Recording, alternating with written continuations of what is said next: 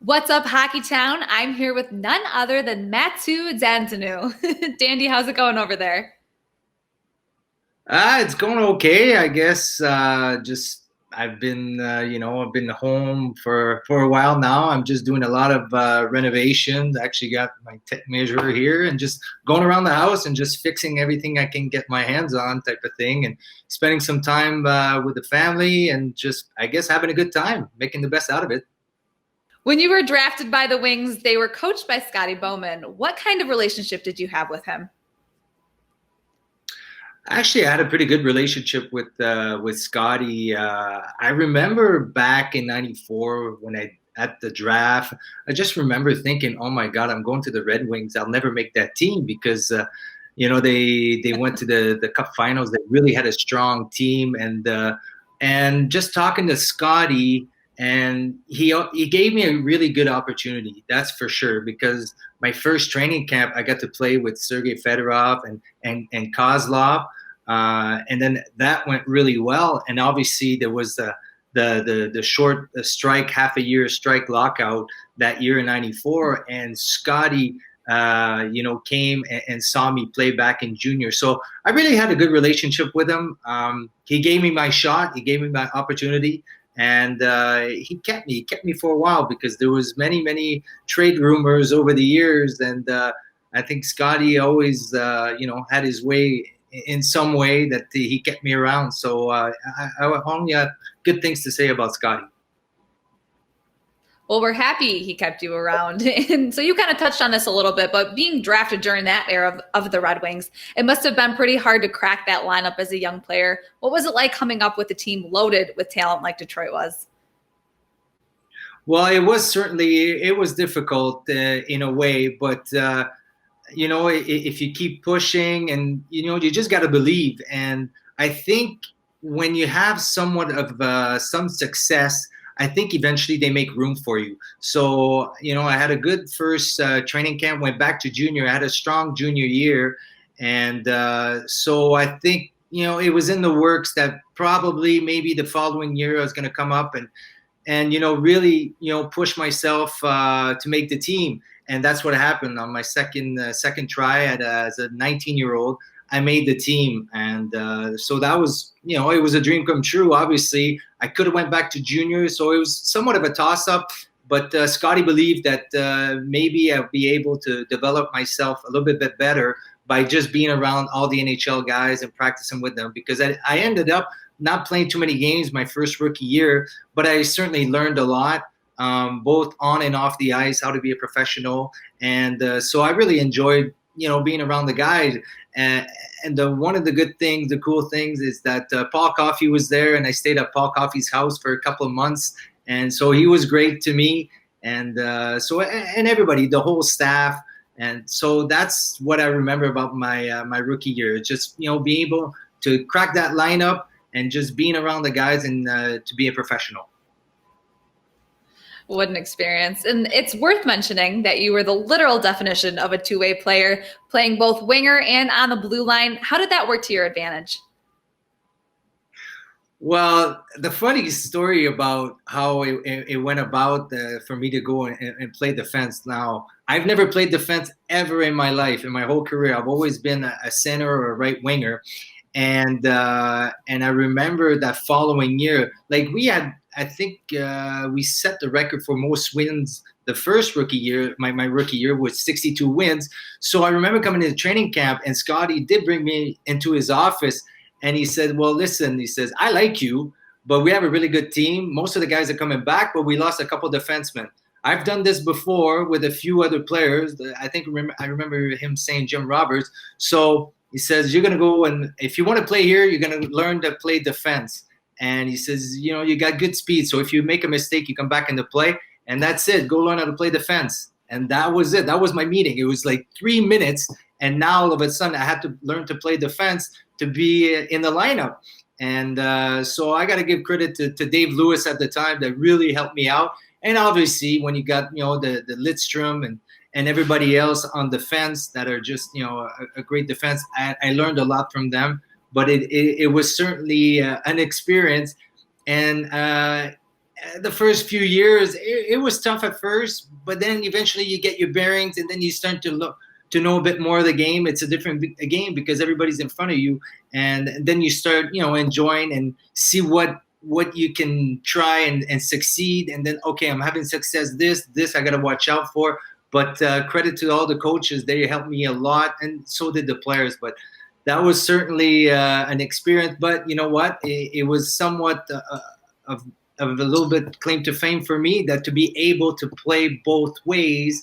And that way, sometimes I could stay in the lineup because, we'd have injuries. And Scotty really liked having, some veterans instead of calling guys up from the minors. So obviously having a guy that knows the system real well, I was able to go play forward or defense, no matter who was in the lineup or not. Okay, now fast forwarding to the 2002 Stanley Cup Finals. What was it feeling like to return to the finals? Well, that was great. I think to me, obviously now I had a bigger role on that team, and it was special. A couple of things jump out at me when I think about the 2002 Cup. Now, I don't know if people remember, we were down 0-2. We lost the first two games at home in round number 1 against Vancouver, and I think to me that's where. Well, Steve Yzerman, obviously the greatest captain I've ever been around. He had a great speech before Game 3. And what it was is that he gathers us around and he said, listen, we're down 0-2, but I still believe in our team. I don't want us to change the way we're playing. I think we're good enough to win, but just keep doing the same thing. They have some lucky bounces. Some pucks went off skates and shin pads.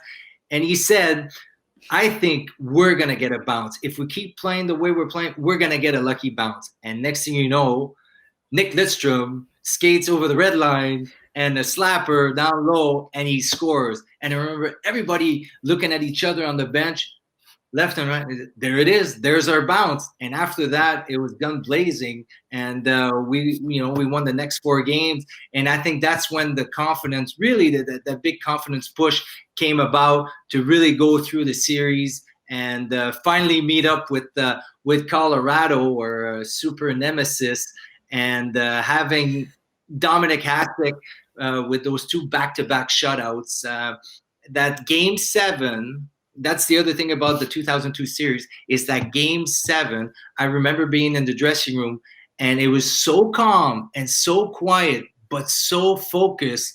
That was the best time in any of my NHL games that I felt like we're gonna win this. I thought everybody was on the same page. Everybody was ready to go. There wasn't anybody going rah rah rah. Just everybody was so focused, and then we came out flying with those first 4 goals, I think, in the first period. So those are the 2 key moments I remember for the 2002 Cup that were really special. I love those animated recaps. Those were great. And in the 2001-2002 season, your team posted the league's best record with the addition of many elite players, from Dominic Hasek to Pavel Datsyuk. What dynamic happens to a locker room when you bring new players in?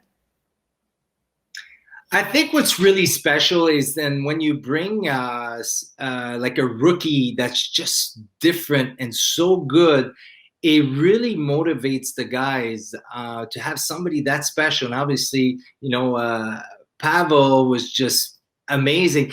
But the first 2 weeks of the season, he had problems on the ice a little bit. I think he was, getting through his bearings, and he got hit a lot. But I remember he went into a corner in the first, I don't know, maybe game number 5 or 6, and he gave a reverse shoulder to one of the players that went flying down. And I think from there, that's when he really got his confidence. And next thing you know, now he's starting to dangle and starting, doing some crazy plays that were so amazing. And he did it to us in practice. Like, the amazing thing about him is that he would even split us in practice, because I think one of the key features is that, his head never moves. So it's always the shoulder, and you don't know if he's going left or right. And next thing you know, he's past you. So all the moves that we've seen in the highlight reel, he's done it to us in practice. And next thing you know, a couple of weeks later, you see it in a game. But having a guy like that, I think just, really motivated everybody that next thing you know, oh, okay, so we got a new all-star that's in the lineup, the great Red Wings lineup. And obviously, from his career, he's one of the best ever. That's great. Growing up in a hockey hotbed, did you ever think you'd be able to say you've won multiple Stanley Cups? Well, to me, when you're a kid, growing up, and obviously hockey's your favorite thing. I've won the Stanley Cup probably 10,000 times playing street hockey, and ever since you're young, you always focus on that. And when it becomes reality, it's a weird moment. And no, I never thought really you won that one cup, but to be part of three. That's obviously something special. And I remember at the time, I was young too. My first two cups, I was probably 21, 22. And, at the time, Ray Bourque didn't win a cup. And I remember there was some newspaper clippings that how does Dandenault have two cups and Ray Bourque doesn't have one and stuff like that. But it's just, it's something special. And I was part of it. And I'm so grateful to the whole organization and Ken Holland at the time.